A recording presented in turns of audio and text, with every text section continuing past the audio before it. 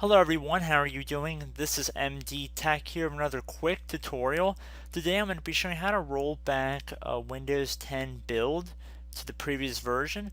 Specifically, in this case, we're going to be going over how to revert back from the anniversary update build.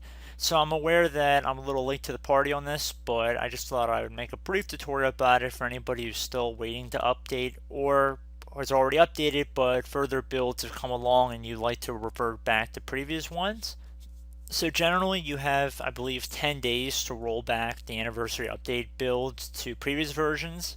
However, just a general update, I don't believe you have to worry about that time limit.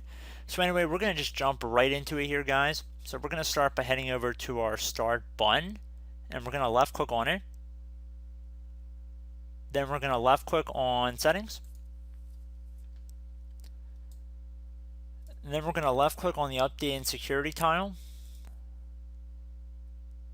Then we're going to go over to recovery and left click on that. And now we see there's an option that says go back to an earlier build. If this build isn't working for you, try going back to an earlier one. When the next build is ready, we'll install it.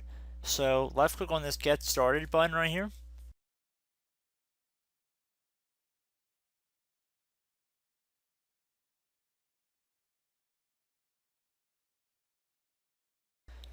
Okay, so if you want to provide information about why you're going back, you can. If not, you can just say for another reason and then click on next.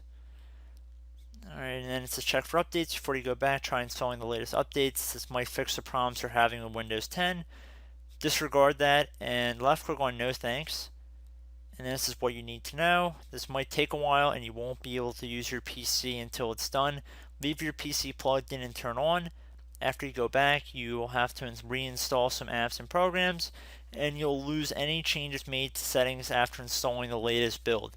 After your files are backed up, it should not affect them, but it's best to be prepared.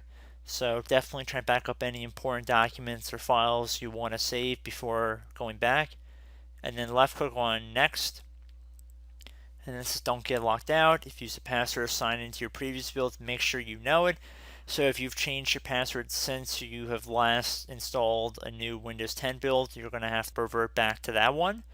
So just make sure you're aware of that. And then left click on next. And then it says thanks for trying out this build. We'll install the next preview build when it's available. So at this point you can left click and go back to an earlier build. And Windows will start reverting back to the previous build.